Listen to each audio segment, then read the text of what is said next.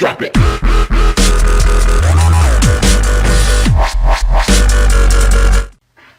What's going on, guys? TDunks here, back with another Knights and Dragons video for you, and today I'm going to be going over the War of Thorns. So this was the latest war with the Naga plate mail up for grabs for the top 10 and the Hellfire plate mail as the top 25 rewards. So as you can see here, congratulations to the Death Knights. They took first with 21.5 million points. This was a really fun war for us, guys. Not only did we do well as a guild, but I did pretty well personally, and there was really a big game changer, guys. I mean, I can't even stress to you guys how big of a game changer it was. The new point system that we just put out about a week ago, I would say, a little under a week ago, has eliminated stripping and farming. So for people that don't know what stripping or farming is, stripping is where a guild master, or high commander, or the sentinel, or the champion of the guild will go ahead, strip down to a fusion boost armor or 1-star armor, in some cases possibly like a 4-star armor, to where everybody on the other team can beat him. You just continually just attack him over and over and over and over and over again. You get, your 350 points, your 400 points consecutively over and over and over again. Farming, is where you just matched up somebody with your lineup and, you just kept on attacking them continually. So a little bit different. Stripping was mostly used within the alliances. Farming, every guild did it. So this new point system has eliminated that, and you guys see right here in the beginning how much of an effect it has on the game now. So coming in first, the Death Knights with the 58-2 record, 21.5 million points, guys. I don't think I've ever seen them put up 60 fights or 60 battles, guys. I don't. And for them to only have 21 million points, that shows you how it's affecting some of these top guilds. A lot of these guilds, depended on stripping or farming or, stuff like that. So it definitely changes the game. And it's going to be interesting to see how these top guilds react, whether, some of these top 10 guilds that relied on stripping a lot maybe even might fall out of top 10, maybe even might fall out of top 25. So I'm pretty interested to see how it's going. But so congrats to the Death Knights. They're going to go home with that Naga plate mail plus. Coming in second is the Gypsy Jokers with 37-3 record here with 15.7 million points. So awesome job. For a while there, they were only separated by like 2 million from Death Knights. I thought that they may give them a run, but obviously they probably just took it easy here and just put on the brakes a little bit and just put it on cruise control. So awesome job. Congrats to the Jokers. And then Bomb Beyond Time coming in third with a 41-2 record, 10.7 million points. Coming in fourth, Only the Best with a 34-8 record, 10.5 million points. Azure Dragon Nexus coming in fifth with a 37-4 record, 8.3 million points. And then coming in sixth is the Death Knight Slayers with a 40-12 record, 8.2 million. Vicestone Savages versed every single one of these top 6 guilds. We actually versed DK like 3 or 4 times, guys. We brought a few people over from Wrecking House. We were just going on a fun run, a top 50 run. Sorry. So we brought some of them over, and because we raised our member count, we ended up matching some of these top 10 guilds, and we faced all 6 of these guys. So like I said, it sucked drawing the Death Knights 4 times, 3 times, whatever it was. But it was awesome because we actually ended up beating the Death Knight Slayers. So I'll show you guys our guild activity, our battle activity here after this when I show you guys the personal points and everything like that. But moving on real quick. So coming in number 7th is the Night Strikers with a 32-2 record, 7.5 million points. Awesome job. Congrats to them. Masters of Death with a 34-8 record, 7.5 million points. And then Divine Revolution coming in 9th with a 33-8 record, 7.4 million points. And then the Fallen Shadow Lords with a 32-8 record, 7.3 million points. All 10 of these guilds going home with that Naga plate mail, which again is a Water Spirit type armor replacing the Revelations robe. So awesome. Congrats to all these guilds. on getting that new war epic. So moving on to 11 through 25, guys. The reward for grabs here was the Hellfire Plate Mail. So coming in 11th is Majestic Legion with 28 and 10, 6.6 million points. For a couple, like after the first day, it looked like we might have like 12 guilds pushing for top 10 because, as you can see, this is an extremely low scoring guild war here, guys. The 7.3 million cutoff here for top 10, I believe that was the cutoff for Soulshard Necromental's top 25 reward. So, this new update with the point system is really causing less points. I don't know if that's really hurting Grease's pocket.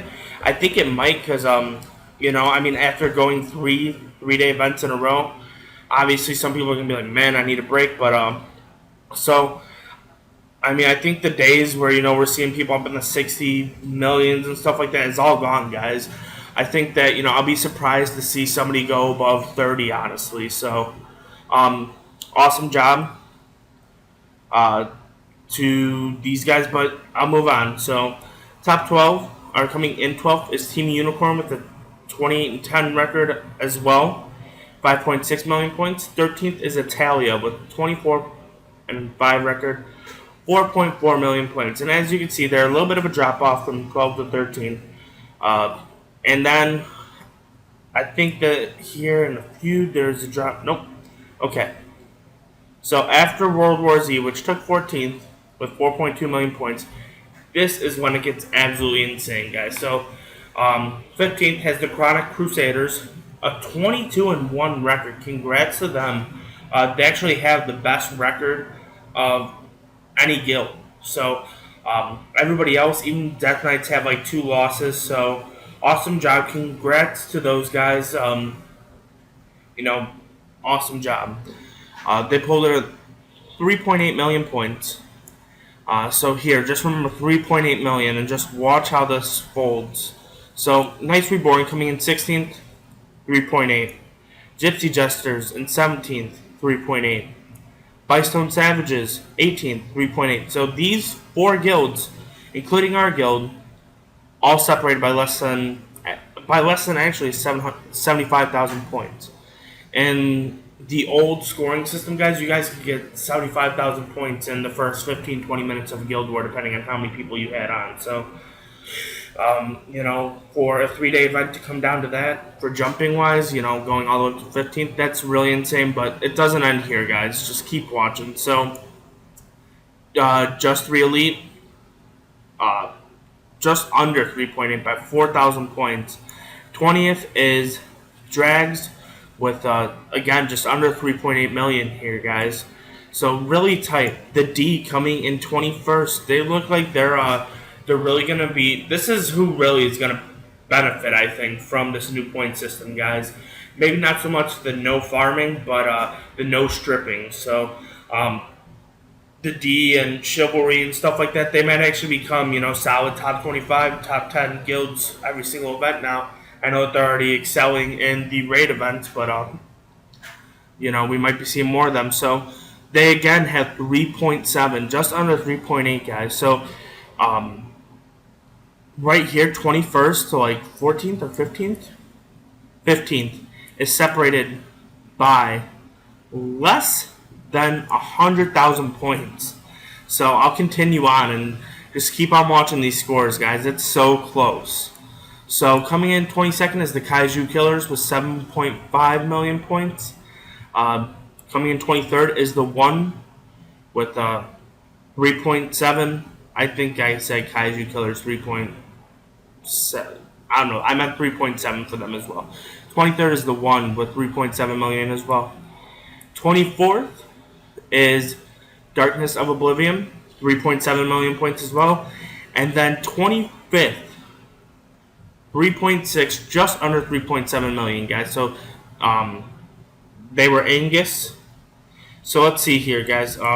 Just less than 200,000 points separates 25th all the way up to 15th. So let's go ahead and see what 26 missed it by. So 3.694. 3.643, guys. So just over 50,000 points. The Champions Guild misses the top 25. They will not be going home with that Hellfire's plate mail. So they were like top 25 the whole event, and then they ended up just sliding out, and you know another guild was able to capitalize on it. So a little bit of a drop off going to 27th, but yeah, guys. So really tight there. Just over 200,000 points separated 15th through 26, guys. That's huge. Like back in the day, I mean, even in this one, that's one more. I mean, we did.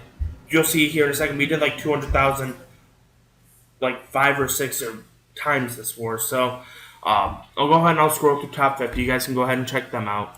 Uh, Blue Moon Fighters, they were looking like they were going to go for top 25 the first couple days. They ended up dropping out. Empire was up there, just missing it. Imperial Guardians, they are a Republic guild. I know that they were considering pushing it, but just really didn't have the members, I believe. So, but awesome job to them. I was really hoping that they would push for it. Shout out to all those guys. Moving on, here we go. Jabberwocky, which is one of Vicetone Savage's sister guilds, or brother guilds, however you guys want to say it. They pulled in the top 50. Keep on going. And the Immortals run out the top 50, guys. So I'm going to go ahead and show you guys how we did. So obviously 20-9, 3.8 million points. But here we go. So starting off from the beginning. First one, we start off with like 100,000, and then bam, we draw Death Knights. We're like, oh my god, seriously? So then we had a little bit of a losing streak here, guys. We drew, Death Knights, German Elite Guild, which, we put up a fight, but they just ended up pulling away. I think they had a really high participation point at this time. And then we drew the Gypsy Jokers, and we were like, oh, again. So, and then we jumped back on board for a second with Transcendent Knights, ended up beating them, and then we drew only the best. So, a little bit of a these first few were just like downers, guys. Like, we drew Death Knights, we drew Gypsy Jokers, we drew only the best, all within like the first 12 hours of the war. We're like, are you kidding me? Like, this is gonna be a long war. So, moving on, then we drew Dark Knights, the Immortals. Here you see we beat Death Knight Slayers. We just went to town on these guys. We were afraid that they were going to come flying out of the gates at the end and just try to catch up to us and frenzy us. So we just pulled away and ended up destroying them. So awesome job. And then you see here, guys, we avenge our loss to the German Elite Guild. I think we actually blew them away this time. I think that this may have been not during one of their peak hours. So moving on. Here you see we draw the Death Knights again. And then we draw Zerd, Dragon Nexus, and then DK again. Moving down. Bomb Beyond Time, Majestic Alliance, Beast Mode Gods, Imperial Guardians, and then Kaiju Killers. Team Unicorn. We beat Bulls on Parade, which is a really nice win for us there. That's a top 10 guild. So, and then Dead Gods of Olympia, guys. So that's how we rounded it out. That was all 29 battles. We ended up 20-9. Started off really rocky, guys. Like, we were like, man, we want to make top 50. It's going to be rough if we keep drawing all these guilds. But thankfully, we were able to pull it together. So here in the individuals, guys, we had a battle here. Twisted and Adam here were just going ham. Twisted ended up beating Adam by 2,000 points. So moving on down. Just pretty good points here, guys. Here I am with 88,000. Not bad at all. Only 25 losses, which is actually not that many compared to some of these other guys. So, I picked my battles pretty wisely, and I have a pretty good setup for like just my generic lineup. So, did really well. everybody actually did great. So moving on down, really good participation here, guys. Like we really didn't have that many leeches. So just these guys right here missing it by less than 1,000 points. Our min was 20k, so obviously we let them go. That's just something that happens sometimes. And then it was really nice. So I got my second Hellfire's plate mail. I don't know what I'm gonna do with it, guys. To be honest, I already got one from last week with the Undertakers in that raid, but so now I got this guy right here. What am I gonna do with him? I don't know.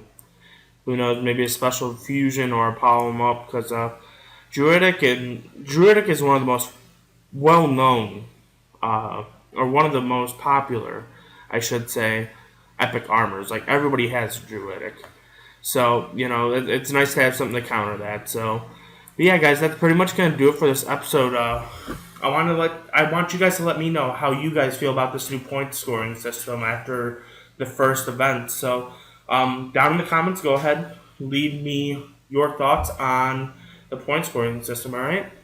But until next time, this is TDunks signing off.